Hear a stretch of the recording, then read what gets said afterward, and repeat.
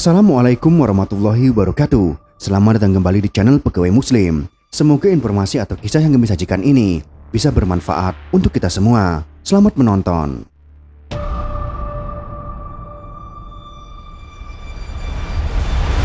Salah satu benda yang paling dicari bangsa Yahudi adalah tabut. Tabut merupakan barang berharga bagi bangsa Yahudi. Keberadaan tabut begitu kuat dan sangat berpengaruh terhadap bangsa Israel semenjak peristiwa Eksodus atau keluarnya Bani Israel dari tanah Mesir. Soal tabut perjanjian atau tabut sakinah, benda yang dalam bahasa Inggris disebut sebagai Covenant of Ark ini adalah salah satu benda berharga dalam keyakinan Yahudi yang diyakini mereka tertanam di bawah kompleks Masjidil Aqsa. Namun benda itu kini telah hilang ditelan masa, lenyap dari sejarah, dan tak ada yang tahu di mana letaknya sekarang. Tabut adalah peti yang dibuat oleh Nabi Musa alaihissalam dari kayu akasia dengan perintah dari Allah. Tabut dianggap benda suci yang berisi tongkat Musa dan potongan-potongan dua papan yang dipecahkan Musa ketika melihat Bani Israel menyembah berhala anak sapi dan di atasnya tertulis firman Allah. Kisah tabut itu berawal lebih dari 3.000 tahun yang lalu. Saat itu Nabi Musa memimpin sekitar 2 juta orang. Nabi Musa memimpin kaum Bani Israel keluar dari perbudakan di Mesir.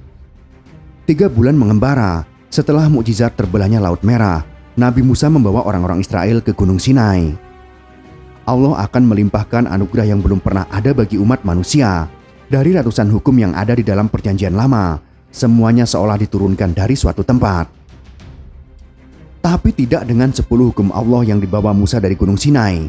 Ada 10 perintah Allah yang diturunkan kepada Musa di Gunung Sinai, dan perintah-perintah itu tertulis pada 2 lempeng batu.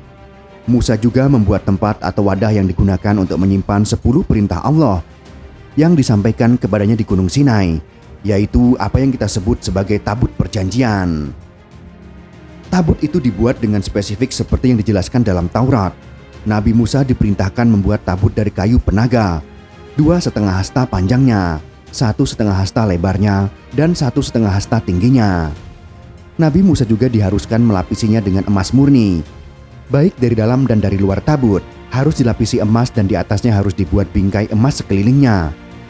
Nabi Musa juga diperintahkan untuk menuang 4 gelas emas untuk tabut itu, dan gelang itu dipasang pada keempat penjurunya, yaitu 2 gelang pada rusuknya yang satu dan 2 gelang pada rusuknya yang kedua. Tabut tersebut kemudian harus memiliki kayu pengusung dari kayu penaga dan melapisinya dengan emas. Kayu pengusung itu dimasukkan ke dalam gelang yang ada pada rusuk tabut itu supaya tabut itu dapat diangkut. Kayu pengusung itu haruslah tetap tinggal dalam gelang itu dan tidak boleh dicabut dari dalamnya. Pada atas tabut atau yang disebut tutup pendamaian harus dibuat 2 buah kerub atau kerubim atau malaikat bersayap dari emas. Kerubim itu dibuat dari emas tempaan pada kedua ujung tutupnya. 1 kerub pada ujung kanan dan 1 kerub lagi pada ujung kiri dengan posisi saling berhadapan dan sayap yang saling bertemu. Nabi Musa kemudian memerintahkan Bizalil bin Uri bin Hur dari suku Yehuda, yaitu orang yang telah ditunjuk sebagai pembuat perkakas kemah suci untuk membuatnya.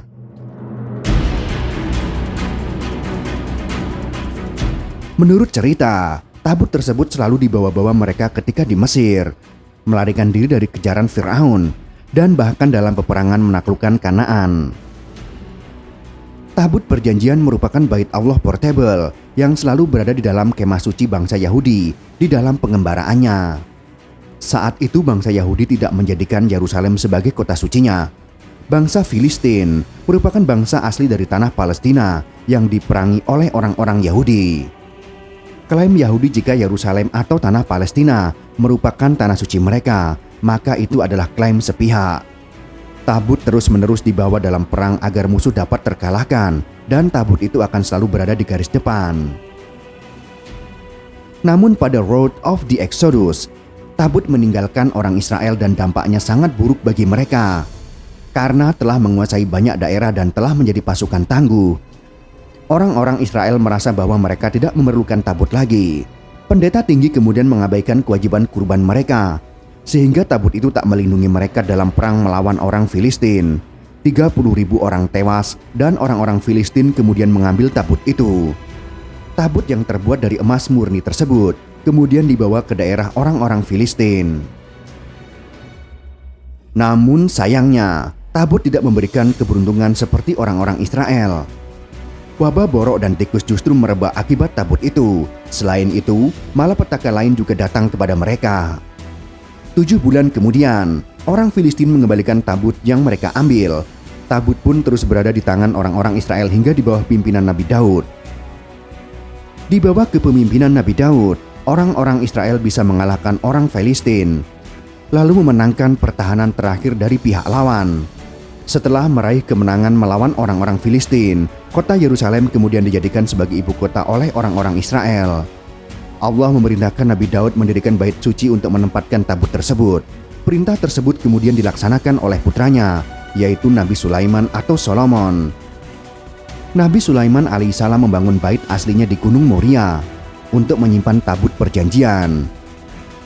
Gunung ini kini menjadi situs Dome of the Rock atau Kubah As-Sakroh yang sangat luar biasa.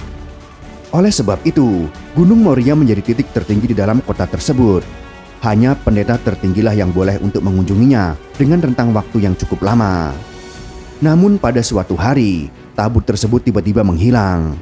Bahkan saat Babilonia berhasil menguasai Yerusalem, mereka tidak menemukan di mana keberadaan tabut tersebut. Hilangnya tabut tersebut masih menjadi misteri bahkan setelah beberapa abad berlalu.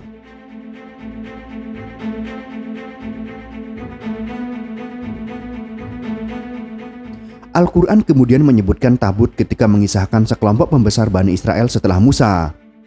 Allah berfirman yang artinya, "Sesungguhnya tanda ia akan menjadi raja ialah kembalinya tabut kepadamu. Di dalamnya terdapat ketengan dari Robmu dan sisa dari peninggalan keluarga Musa dan keluarga Harun. Tabut itu dibawa oleh malaikat." Quran Surah Al-Baqarah ayat 248. Orang-orang Islam meyakini bahwa kehebatan tabut tersebut adalah kisah Israiliyat, yaitu kisah zaman dahulu yang diriwayatkan oleh orang-orang Yahudi dari generasi ke generasi. Meskipun begitu, orang-orang Israel berusaha mencarinya. Tabut tersebut sangat penting bagi mereka karena telah mendampingi kaum Israel 40 tahun lamanya, selama mereka mengembara dan berperang. Karena tabut itulah, orang-orang Israel mampu menaklukkan tanah yang dijanjikan. Tabut dianggap mengandung kekuatan dan kepentingan yang tak terbayangkan. Gereja Zion of Mary di Aksum, Utopia adalah tempat yang dipercayai di mana tabut tersebut disembunyikan. Bahkan pernah muncul berita tentang letak tabut perjanjian ada di dalam Masjid Al-Aqsa.